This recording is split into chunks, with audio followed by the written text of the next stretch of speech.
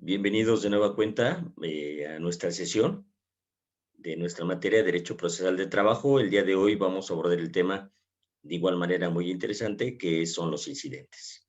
Sin mayores preámbulos, vamos a abordar el tema y les subo la presentación.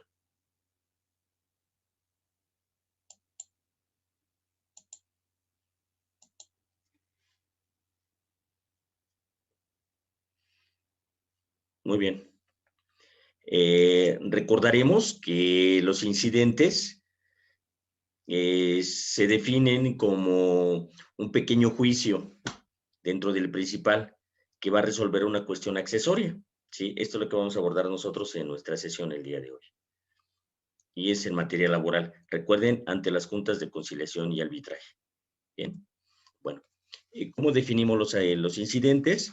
Vamos a abordar ahora en esta ocasión dos definiciones que nos maneja la doctrina, pero que hacen referencia a lo que habíamos señalado con antelación. Es decir, ¿cuál es la primera de ellas? Un incidente lo podemos definir como lo que sobreviene, ¿sí? O lo que es accesorio en algún asunto o negocio fuera de lo principal, ¿sí? O sea, fuera de lo principal no resuelve el fondo del asunto, no resuelve la litis, una cuestión accesoria al procedimiento.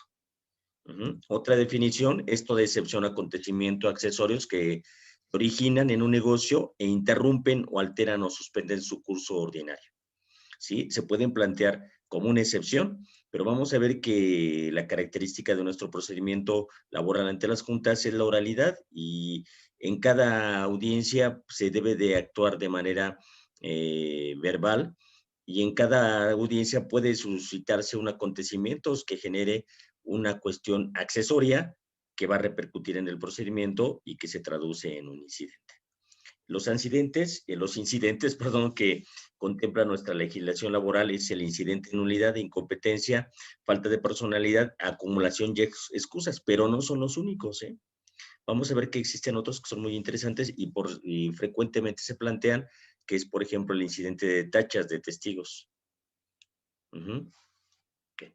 Vamos a abordar brevemente cada uno de ellos. Vamos a comentar también cómo eh, se tramitan, que es lo que vamos a tratar de inmediato.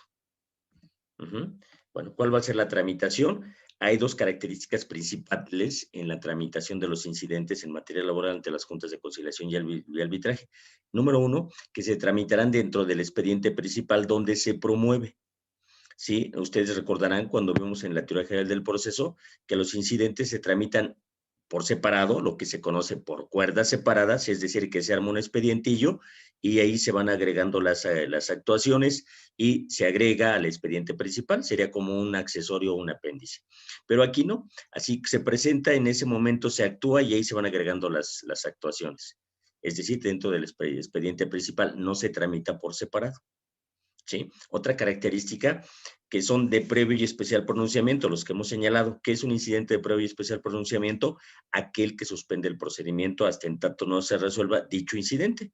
O bien puede haber otros incidentes que no se resuelven en ese momento, sino se plantea el incidente y la resolución de ese incidente se ventilará o se realizará cuando se resuelva la sentencia definitiva o cuando se resuelva la litis. Estas son características simples, fundamentales, ¿no?, de los incidentes. Pero ahora vamos a ver las generalidades en su tramitación y son las siguientes. Sí, o sea, hemos señalado que existen diferentes incidentes, el de nulidad, de competencia, acumulación, falta de personalidad. ¿Ah? Como son diferentes supuestos, el momento procesal oportuno en el que se presentan, pues obviamente también va a ser diferente, dependiendo de qué tipo de incidente.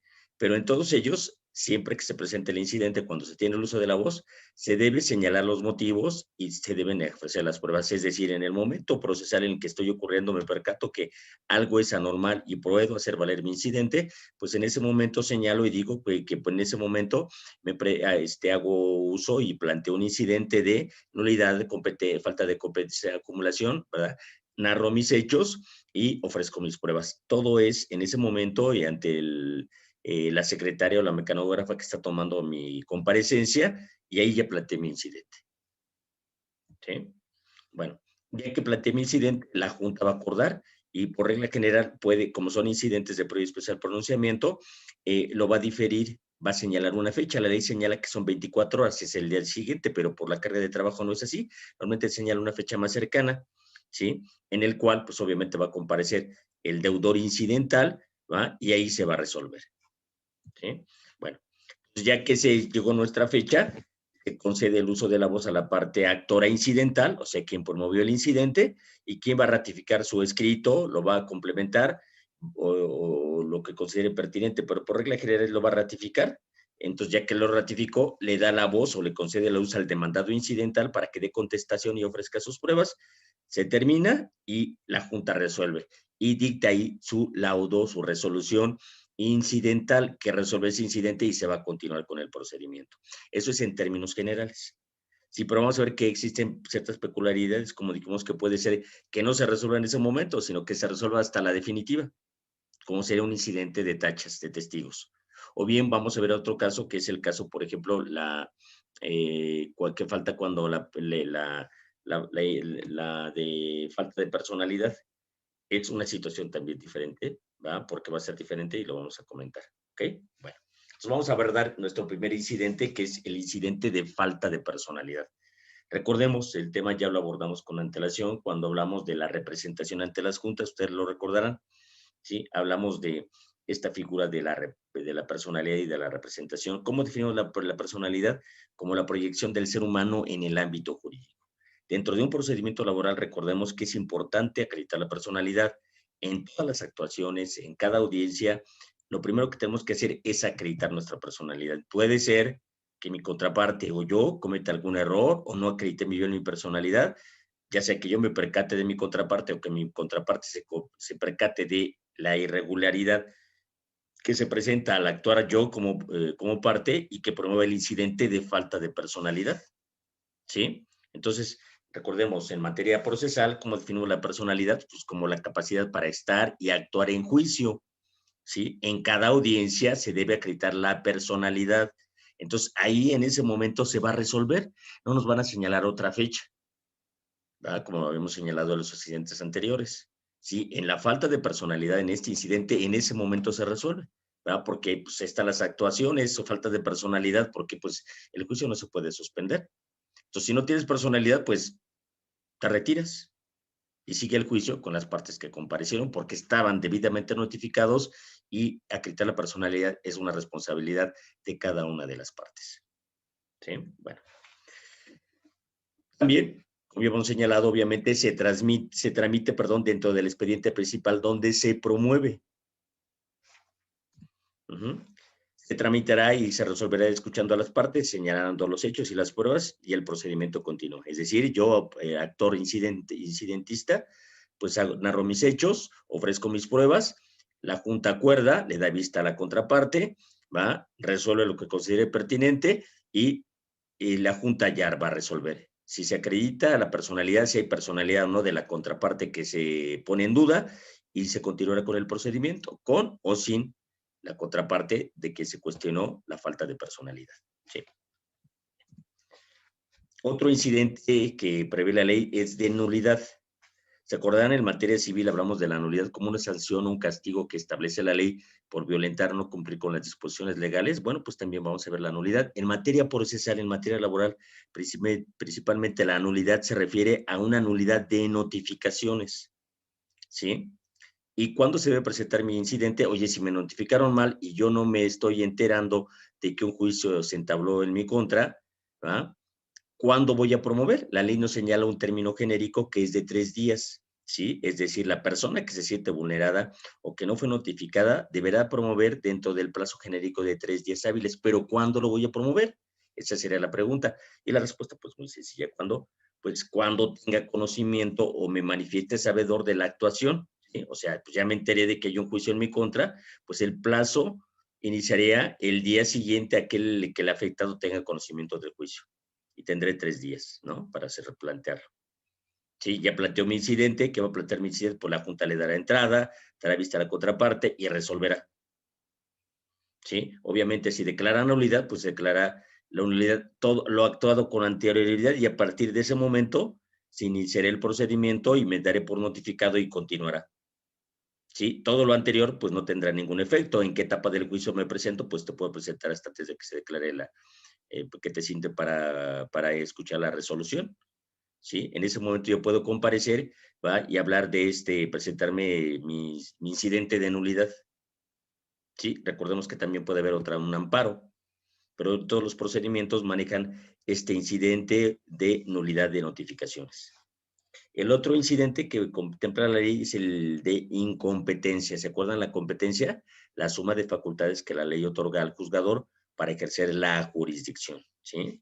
Bueno, en nuestra materia, existen dos maneras para tramitar la incompetencia, es decir, tu juez no eres competente. Una es la declinatoria. ¿Se acuerdan de esta figura de la declinatoria?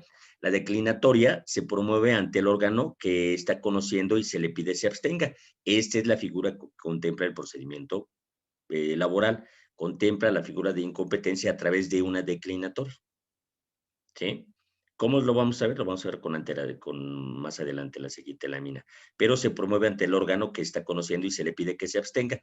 Tú, junta, promuevo ante ti, tú no eres competente para conocer de este juicio, es otro, ¿sí? Esa es la figura, la declinatoria. La otra es la inhibitoria. La inhibitoria se promueve ante el órgano que no está conociendo, pero que nosotros lo estimamos competente. Promovemos hasta ese órgano que no está conociendo, presentamos un escrito y le pedimos que gire un oficio o que se comunique a la junta que está conociendo y que con nosotros estimamos que es incompetente para que se inhiba y deje de actuar. Ese procedimiento no se contempla ante las juntas de conciliación y arbitraje. Uh-huh. O sea, solamente presente el concepto por declinatoria, ¿no? Sí, entonces, ¿qué va a pasar? Pues presento mi escrito, yo estoy conociendo a la junta, ¿sí? ¿Va? Yo soy parte en esa junta, presento mi escrito de incompetencia ante la junta que conoce, ¿va? Esta junta que conoce, que estima, lo remite a la junta que se estima competente. Permítanme manejarlo. Perdón. Se puede por internet. Sí, aquí estamos. Sí. O sea, el incidente de incompetencia lo vamos a tramitar ante la junta que está conociendo del expediente, ¿no? Aquí está mi expediente y sería la junta 5 de la local. Bueno, ahí presento mi escrito y le digo que eres incompetente y le pido que el expediente lo remita a la junta que estimamos competente. Se va el expediente a la junta que nosotros estimamos competente y tiene dos opciones, que acepte o que lo rechace. Si lo acepta, pues se quedará con el expediente y ahí se iniciará el trámite. Todo lo actuado ante la junta que se consideró incompetente, pues obviamente no tendrá efecto y se declarará nulo, ¿sí? Pero ¿qué pasa si esta junta, que nosotros estimamos competente, dice, no, yo no soy competente? Si no acepta, entonces, ¿quién va a resolver acerca de quién es competente? Pues obviamente tiene que ser una autoridad jerárquicamente superior. En este caso, ¿quién va a ser? Pues todo depende, ¿no? De ante quién estamos planteando nuestro incidente de falta de competencia. Si estamos ante las juntas locales de conciliación y arbitraje, sería el pleno de las juntas locales de conciliación y arbitraje cuando sería incompetencia entre juntas locales, ¿sí?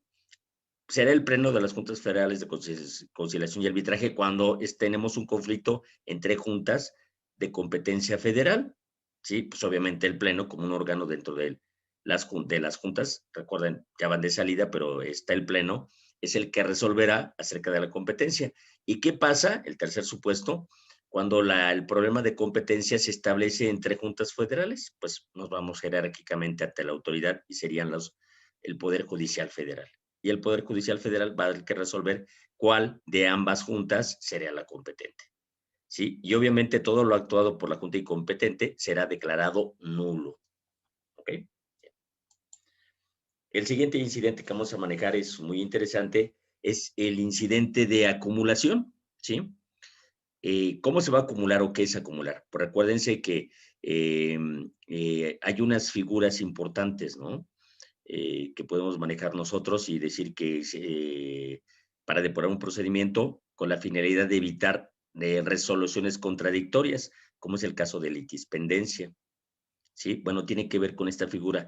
¿Y cuál es la finalidad de la acumulación? Pues que los juicios, ¿va? Se acumulen, se junten, para que un solo juzgador conozca y emita resoluciones que sean congruentes y no sean contradictorias.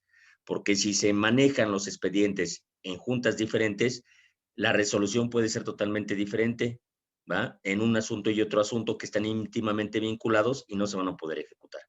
Entonces, la finalidad de estos, cuando se dan los supuestos, es que el juzgador tenga físicamente los expedientes, lleve los juicios y emita resoluciones que sean congruentes y no sean contradictorias, ¿sí? Bueno, la ley maneja diferentes supuestos. El primer supuesto nos plantea es cuando las partes son las mismas y se reclaman las mismas prestaciones, ¿sí? Es decir, aquí en la lámina estaremos viendo un juicio en el cual el trabajador y el patrón se identifican, ¿no? Roberto y Mario. Y le reclamo prestaciones específicas. Y vuelvo a presentar mi demanda. Roberto demanda a Mario y le demanda las mismas prestaciones. Y quedan en juntas diferentes. Entonces, para evitar resoluciones contradictorias, pues se acumulan, se juntan, ¿va? Y obviamente para que lo resuelva un solo juez, ¿va? Y no, perdón, un solo juzgador, y no tengamos resoluciones contradictorias. Hay otro supuesto. Dice, cuando las partes son las mismas, se reclaman prestaciones diferentes, pero derivan de la misma relación de trabajo, ¿sí? Es decir, en el primer expediente está Mario, Roberto y Mario, ¿va? Y demandan prestaciones diferentes, A, B, C, por una relación de trabajo que es la misma. Y Mario presenta otra, sí, perdón, Mario dijimos que era el actor, ¿no? Mario es el actor y el demandado Roberto, ¿va? Entonces Mario, el demandado y el demandado Roberto. Y si son los mismos, ¿va? Pero te voy a presentar prestaciones diferentes. ¿Qué prestaciones te voy a demandar? Sí, pues a lo mejor sería el cumplimiento de mi escalafón, ¿sí? O que me prefieras para una promoción, que sería una prestación totalmente diferente, ¿sí? Pero tienen la misma contrato de trabajo.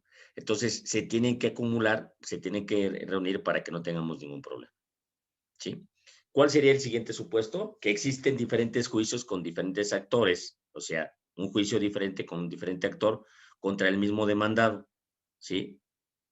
Mario como trabajador, Manuel como trabajador y Rosa como trabajador, ¿sí? Y van a demandar al mismo patrón, ¿ok? Pero derivan del mismo hecho. Entonces, todos estos juicios se tienen que acumular, se tienen que reunir para que no existan resoluciones contradictorias, porque las prestaciones o el hecho es prácticamente lo mismo y es la misma causa. ¿Sí? Entonces, sería lo ideal que se tendrán que acumular. Repito, ¿para qué? Para evitar resoluciones contradictorias. Este es el incidente de acumulación. ¿Sí? Obviamente, ¿a qué le interesa? Pues a las partes.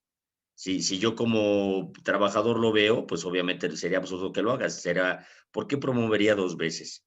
¿Para generar un conflicto? ¿Obtener una ventaja? Bueno, va, pero pues no sería conveniente, porque al final de cuentas, ni modo que yo entorpezca en mi perjuicio el asunto porque no lo voy a poder cobrar, pues sería una cuestión absurda, ¿verdad? Pero podría ser el caso. Pero en todo caso, ¿qué pasa? El patrón pues se da cuenta, oye, pues aquí, ¿qué está pasando? Si soy el abogado de la parte demandada del patrón, pues de inmediato, ¿no? Le avisaría a la Junta, aquí hay un supuesto donde se van a acumular los expedientes. Obviamente, ¿cuál se acumula? Se acuerda que hay un principio de derecho que nos dice primero en tiempo, primero en derecho. Entonces, sería competente el juez que primeramente conoció del caso, ¿sí? Y a él se le van a acumular los expedientes, ¿sí? El último incidente que vamos a abordar es el incidente de excusa, ¿sí? ¿Se acuerdan para qué es la excusa? La excusa, pues, es que el que está conociendo, el juzgador, se abstenga. ¿Por qué? Porque hay situaciones particulares que pueden impedir la objetividad, ¿sí? La imparcialidad del juzgador. Eso es lo que se pretende con esta figura, ¿sí? Bueno, la ley nos señala que los representantes del gobierno, de los trabajadores o de los patrones ante las juntas y los auxiliares que no son recusables, pero que deberán excusarse de conocer de los juicios en los que intervengan cuando se encuentren comprometidos en alguno de los supuestos a que se refiere la ley. La finalidad es mantener la imparcialidad del juzgador. Perdón, ahí se me fue una Z. Sí, pero evitar la imparcialidad del juzgador. ¿Ok? ¿Cuáles son los supuestos que pueden comprometer la imparcialidad del juzgador? Los hemos visto en otros cursos de Derecho Procesal y serían los mismos, ¿no? El primer supuesto es que tengan parentesco consanguíneo dentro del cuarto grado o por afinidad dentro del segundo con cualquiera de las partes. Pariente consanguíneo en cuarto grado, ¿sí? Pues obviamente se refiere a quién, pues a los primos hermanos, o el tío abuelo y el sobrino nieto. En segundo grado, pues serían los hermanos, ¿sí? Por afinidad, ¿cuáles serían los parientes políticos que hemos comentado, no? Y dice hasta el segundo grado. ¿Cuál sería en segundo grado los cuñados, ¿va? O el suegro, ¿no? Que se va a manejar. Bien. Luego, el siguiente supuesto, tengan el mismo parentesco dentro del segundo grado con el representante legal, abogado o cualquiera de las partes. Aquí se refiere al abogado, es decir, que mi abogado tenga un parentesco, ¿verdad? Con el titular del órgano del juzgador, ¿sí? ¿Cómo qué parentesco tiene? Pues sí, pues es su hermano, ¿ok? Entonces, pues se afectaría la imparcialidad que debe de tener el juzgador, entonces se tendrá que recusar, ¿no? Se tendrá que excusar, perdón. ¿Sí? Número 3, que tenga interés personal directo o indirecto en el juicio. ¿A qué se refiere este interés personal? Pues a una cuestión económica, alguna situación particular que pues evita esta imparcialidad, ¿no? Somos vecinos, que vamos a ver alguna situación que se maneja, ¿no? Ujú, ok.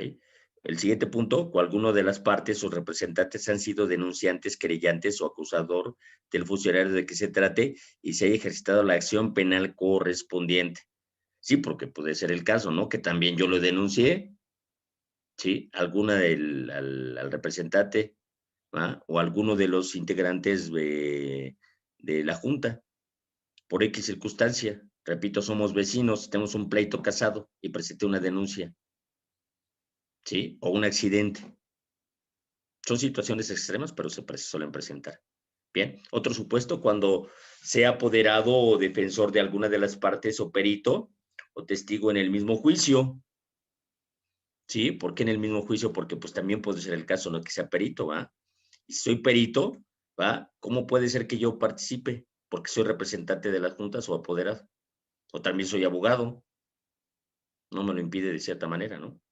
Bueno, otro sea socio, arrendatario, trabajador o patrón, o que dependan económicamente de alguna de las partes o de sus representantes, ¿sí? Otra situación que impide esa objetividad. Que sea tutor o curador de las partes o de sus representantes. Se recuerda la figura de la tutela, ¿no? Que entra para suplir a la patria potestad. Entonces puede ser que uno tenga esa función de ser tutor, ¿no? Acuérdense que hay una tutora testamentaria, una tutela legítima, ¿ok? Y el supuesto que sea deudor, acreedor, heredero o legatario de cualquiera de las partes o de sus representantes. Sí, pues me debes dinero, sí, las relaciones económicas, las relaciones personales se dan, sí, o en ocasiones muchas veces nosotros ni cuenta nos damos, ¿va? Porque, pues, porque la gente es discreta, pero eso afecta la imparcialidad que debe de prevalecer dentro del juzgador, ¿no? Para emitir una resolución que sea objetiva, que sea pegada a derecho y que, pues, obviamente resuelva conforme a lo que se aportó, conforme a las pruebas que se rindieron y conforme a lo que se pidió. Sí, y que no intervenga estos factores que influyen en la objetividad, ¿no? Y que en ocasiones, pues, hablan de situaciones, pues, no deseables dentro de la impartición de justicia. En términos generales, de manera particular, dentro del procedimiento laboral. ¿Sí? Muy bien. Pues, estimados alumnos, espero que chequen este video y obviamente ya saben, cualquier duda, cualquier comentario, lo comentaremos en la sesión presencial.